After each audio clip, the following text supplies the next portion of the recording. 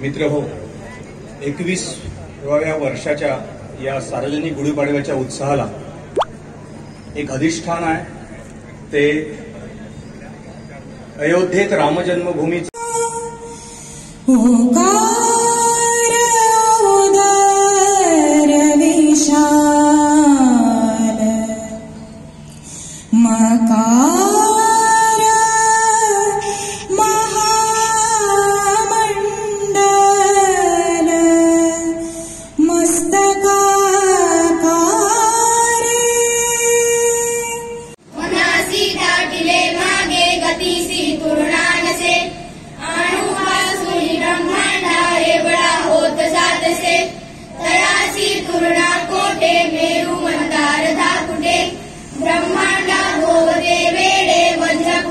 करू शके तयासी पूर्णा कैची ब्रह्मांडी पाहता नसे आरब्ध समर्पयामि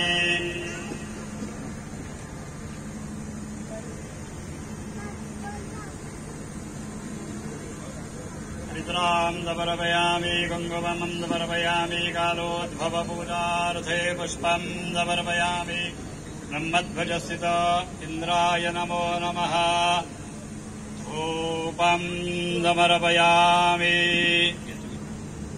मे गोपाय अमृतत्वाय जीवसे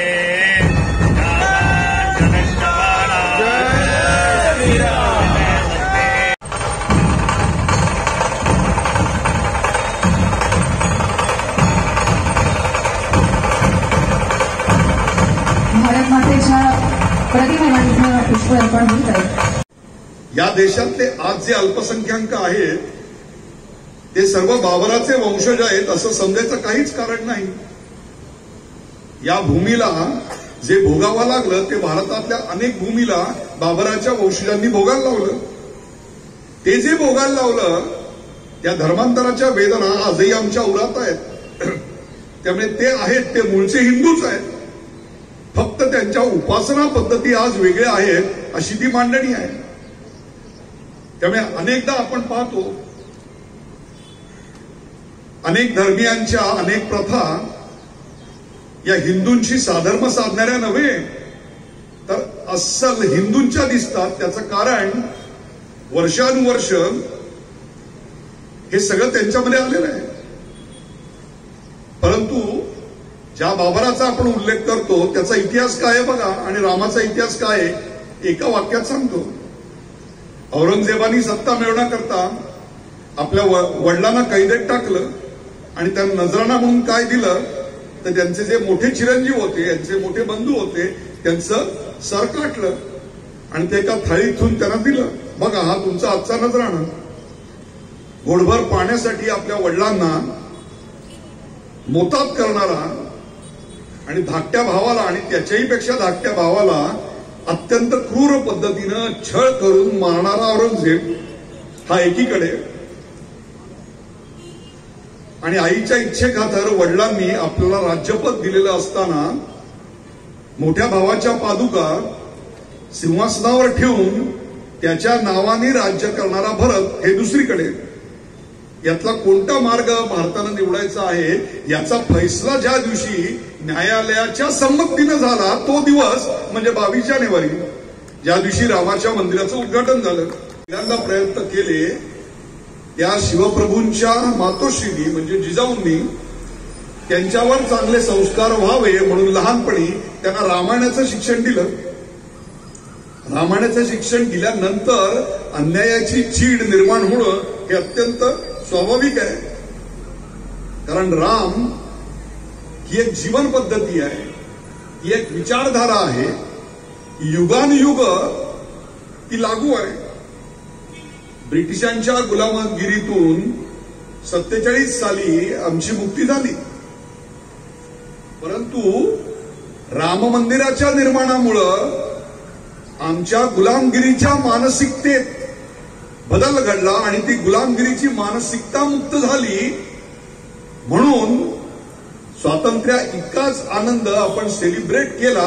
यात नवल ते काय योगदान दिलं, काय काय त्याग केला, कोणाचे किती बळी गेले, त्या विधीवर किती जण चढले हे आपण सगळं ऐकतो. पण त्यातली सर्वात महत्वाची गोष्ट म्हणजे 500 वर्ष कोणा एका व्यक्तीनं, कोणा एका पक्षानं किंवा कोणा एका घराण्यानं चालवलेलं हे आंदोलन नव्हतं. तर हे आंदोलन चालावं आणि यशस्वी व्हावं ही बहुसंख्य नव्हे तर सर्वसंख्य हिंदूंची इच्छा होती. त्यामुळे शरयू अनेकदा लाल झाली,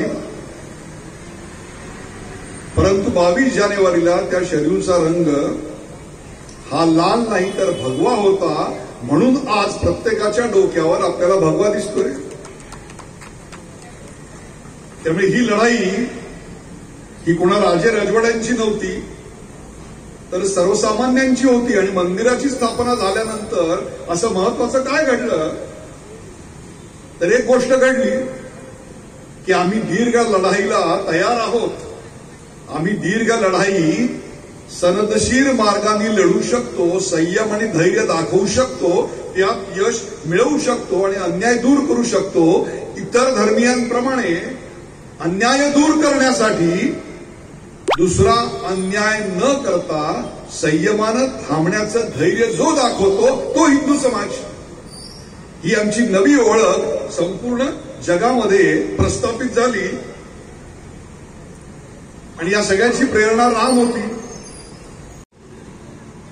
ते स्वतःचा वंश, स्वतःचं घराणं चालवायचं याकरता नाही. आणि त्याचा पुरावा म्हणजे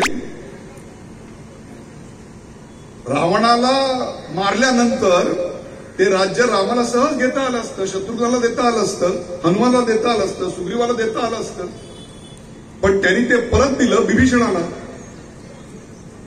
म्हणजे राज्य मिळवणे यामागे सत्ता लोलुपता नव्हती तर न्याय प्रस्थापित व्हावा आणि दुष्टवृत्तीचं निर्दालन व्हावं हा त्यामागचा उद्देश होता. हीच तर श्रेष्ठतम मानवी मूल्य चिरंतन व्हावी याची एक खूण आहे. मग ती आपल्या आचरणात यावी, त्याचं स्मरण आपल्याकरता व्हावं याकरता ही एवढी पावलं आपण चाललो आणि इथे आलो आणि हे विचार ऐकतोय. म्हणूनच या उषक कालाला आज अमृतकालाचा संदर्भ आहे, कारण ही उषक काल रामाच्या नावानं होतीये म्हणून त्या उषक कालाला अमृतकाल म्हटलं गेलेलं आहे. नाहीतर 2.5 एकराच्या जागेत उभारणाऱ्या देवळासाठी 500 वर्ष संघर्ष करायचं कारणच काय होतं? याचं कारण जात पात धर्मपंथ भाषा प्रदेश या सगळ्याच्या वरती जाऊन जर आम्हाला कोणी एकत्र केलं असेल तर ते रावणाने केलं. आज तुम्ही खिशात हात घाला, कुठली नोट असेल 10 रुपयाची असेल, 20 रुपयाची असेल, 50ची 100ची 500ची असेल, ती काढून बघा. जगातली एकमेव अशी नोट आहे ती की ज्याच्यावर 16 भाषांमध्ये ती नोट किती मूल्याची आहे हे लिहिलेलं आहे. संस्कृत पासून ते उर्दू पर्यंत. शतरूपक्का आणि 100 रुपये, 100 रुपये. जगातली ही एकमेव अशी करन्सी की जिथे इतकी विविधता त्यांच्या अर्थाच्या एका नोटेवर देखील गोंदवलेली आहे.